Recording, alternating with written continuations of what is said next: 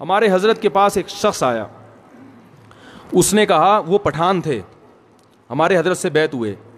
انہوں نے کہا کہ مجھے اپنی بیوی پہ چھوٹی چھوٹی باتوں پہ غصہ آتا ہے تو میں اس کو مارتا ہوں, بعد میں مجھے ندامت ہوتی ہے کہ یہ کیا ہو رہا ہے.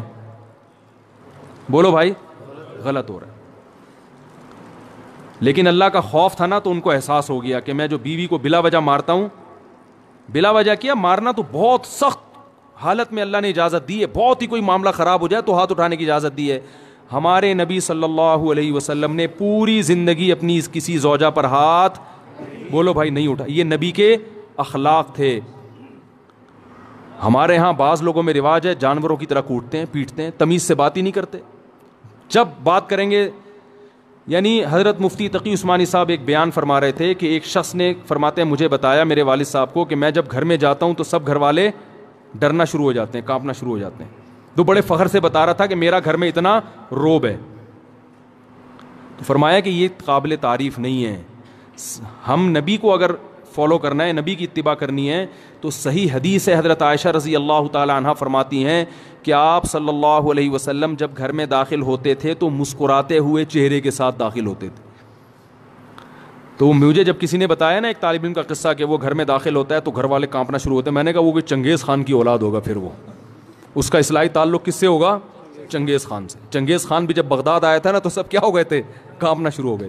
تو بھائی ہم محمد صلی اللہ علیہ وسلم کی روحانی اولادوں میں ہیں, ہم چنگیز خان اور فرعون کی اولادوں میں نہیں ہیں.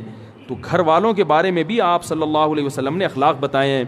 ہمارے ہاں جو طاقتور مرد ہوتا ہے وہ عورت کے حقوق پی جاتا ہے, وہ شریعت صرف عورت کے بارے میں جانتا ہے, اپنے بارے میں شریعت نہیں جانتا. کہ میں جو اتنا غصہ کر رہا ہوں بیوی کے اوپر, بلا وجہ بات بات پہ سختی کر رہا ہوں, کھانا تھوڑا دیر سے پک گیا تو اس کو مارنا شروع کر دیا, ڈانٹنا شروع کر دیا, تانے دینا شروع کر دیے, اس کے بارے میں بھی قیامت کے دن مجھ سے سوال ہوگا.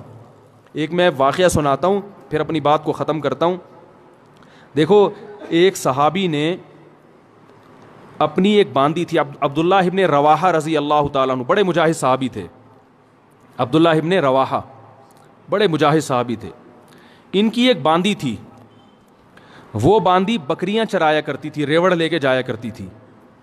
تو ایک بڑی اچھی خوبصورت بکری تھی, بڑی نسلی بکری تھی. عبداللہ ابن رواحہ نے اپنی باندی سے کہا, آپ لوگ کی توجہ ہے نا, مجھے اصل میں ذرا چیخ کے بولنا پڑ رہا ہے تو کیونکہ وہ اسپیکروں کا سیٹ اپ تھوڑا سا اخپل طریقے والا ہے آپ لوگوں کا, تو اتنا چیخ کے جو ہے نا آدمی پھر سنائی تو صحیح دے رہا ہے, لیکن وہ اس لیے دے رہا ہے نا کہ میں بہت چیخ رہا ہوں. بیان ہو رہا ہے چیخنے کے خلاف اور چیخنا مجھے خود پڑ رہا ہے. وہ ایک مولوی صاحب تقریر کر رہے تھے, میں ان کی تقریر سننے گیا, وہ بہت چیخ کے بول رہے تھے حضرت علی نے فرمایا. وہ اتنی زور زور سے بول رہے تھے میرے کان میں تکلیف شروع ہو گئی. میں نے کہا کہ حضرت علی نے کیا اتنی زور سے فرمایا تھا ہے بھائی؟ بھائی جیسے حضرت علی نے آرام سے فرمایا تھا تو امام صاحب آپ بھی آرام سے ہی فرما دیں. تو آرام سے ہی بات کرنی چاہیے نا, چیخنا چلانا یہ شریعت میں پسندیدہ کام نہیں ہے. لیکن لاؤڈ اسپیکر ہی وہ آپ لوگوں کو شاید اتنا اندازہ نہ ہو سسٹم کا, تو اس لیے مجھے چیخنا پڑ رہا ہے بہت زیادہ. تو میں واقعہ سنا رہا تھا کہ بھائی دیکھو, ہمیں اپنے اخلاق بھی عورتوں کے ساتھ, جو گھروں میں خواتین ہیں نا, اس میں چنگیز خان بننے کی اجازت. میں آپ کو ایک بات بتاؤں, اگر ناراض نہ ہو, کراچی اور پنجاب میں مردوں کی شکایتیں آتی ہیں کہ بیویاں ظلم کرتی ہیں, اور بلوچستان اور کوئٹہ اور کے پی کے سے خواتین کی شکایتیں آتی ہیں کہ مرد ظلم کرتے ہیں. ہو سکتا ہے یہ غلط ہو, رپورٹ غلط ہو, لیکن کچھ تو حقیقت ہوگی نا اس میں, کیونکہ یہاں مردوں کی حکومت ہے اور اللہ کا بڑا فضل ہے, اس پہ اللہ کا شکر ادا کرنا چاہیے. لیکن مرد کے جہاں روب ہوگا تو مرد اس روب سے ناجائز فائدہ اٹھانا شروع کر دیتا, ناجائز فائدہ اٹھانا شروع. تو حضرت حکیم الامہ مولانا شرف علی تھانوی رحمہ اللہ تعالی نے لکھا ہے کہ مسلمان عورت کی یہ سب سے بڑی خوبی ہے کہ وہ جب اس کی شادی ہوتی ہے تو اپنے مرد کے علاوہ اس کی توجہ کسی اور کی طرف نہیں ہوتی. فرمائیے اتنی بڑی خوبی ہے کہ اس خوبی کے ہوتے ہوئے بیوی کی ہر خامی کو برداشت کر لو کہ یہ تمہاری ہے.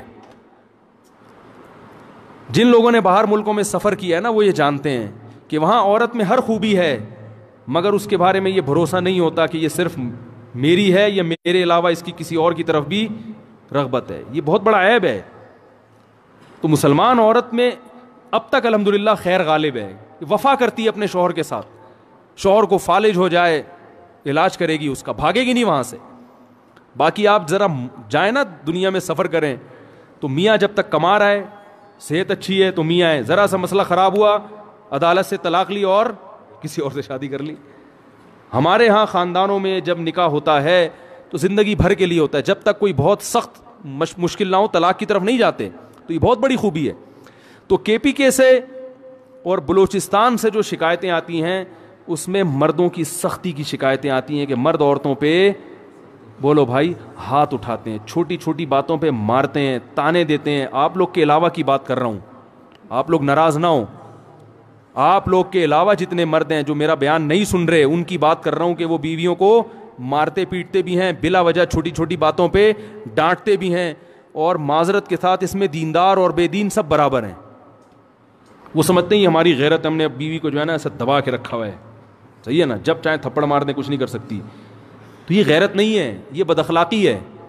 سب سے زیادہ روب محمد صلی اللہ علیہ وسلم کا تھا گھر میں، اور سب سے بڑا حق کس کا تھا؟ محمد صلی اللہ علیہ وسلم کا. لیکن پوری زندگی آپ نے کسی زوجہ پہ ہاتھ نہیں اٹھایا. آپ کہیں گے کہ بھئی ان کی بیویاں اتنی فرما بردار تھیں جو کہو کر دیتی ہوں گی. ایسا نہیں تھا، فرما بردار تو تھیں، لیکن میاں بیوی میں جو اونچ نیچ ہوتی ہے وہ ہمارے نبی کے گھر میں بھی ہوتی تھی. صحیح حدیث میں ہے کہ ایک مرتبہ آپ صلی اللہ علیہ وسلم اپنی بیویوں سے ناراض ہو کے 1 مہینے کے لیے گھر سے باہر چلے گئے. کیونکہ جب میاں بیوی کا رشتہ ہوتا ہے تو پیغمبر کا اور امتی کا رشتہ الگ ہے اور شوہر بیوی کا رشتہ الگ ہے. اور اللہ نے آپ کے گھر میں یہ واقعات اس لیے ہونے دیے تاکہ امت کو سبق ملے کہ بھائی اختلاف کے وقت کیا کرنا ہے.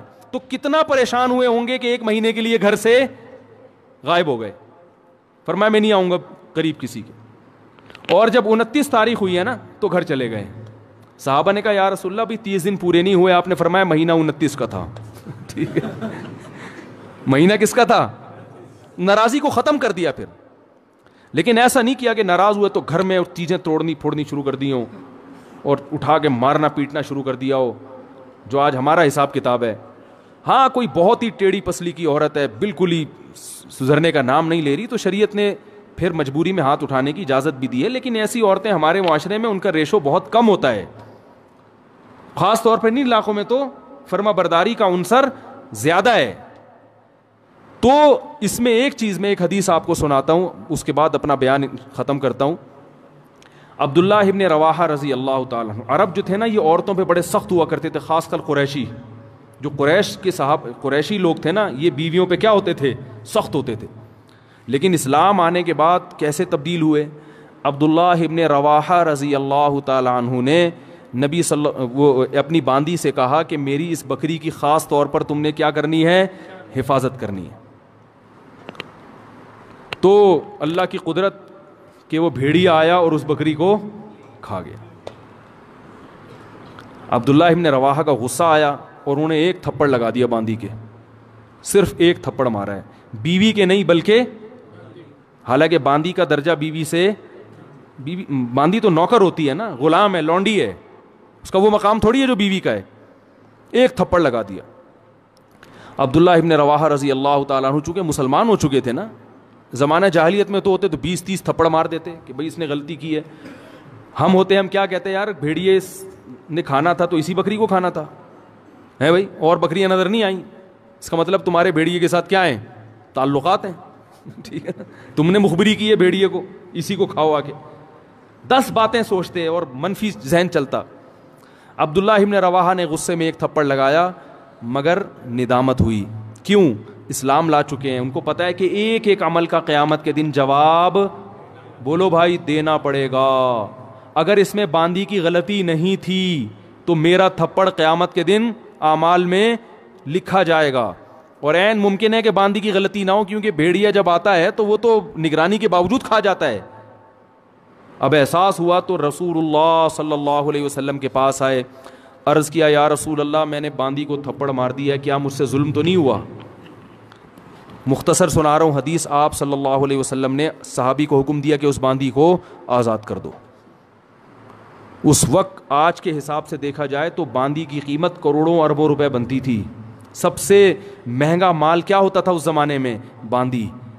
ایک تھپڑ کے بدلے میں نبی نے کیا حکم دیا؟ اگر جہنم کی آگ سے بچنا چاہتے ہو تو اس کو آزاد کر دو. عبداللہ ابن مسعود رضی اللہ تعالیٰ عنہ نے ایک دفعہ اپنے غلام کو مارا. وہ بھی غلام تھا, نوکر تھا, بیوی نہیں تھی. غلام کا مقام تو بیوی سے کم ہوتا ہے. جب مارا تو آپ صلی اللہ علیہ وسلم نے کیا حکم دیا؟ فرمایا اللہ اقدر علیک منک علیہ. اے ابن مسعود, جتنی تجھے اپنے غلام پہ قدرت ہے نا, اللہ کو تجھے اس سے بھی زیادہ قدرت, اللہ کو تجھ پر اس سے بھی زیادہ قدرت ہے.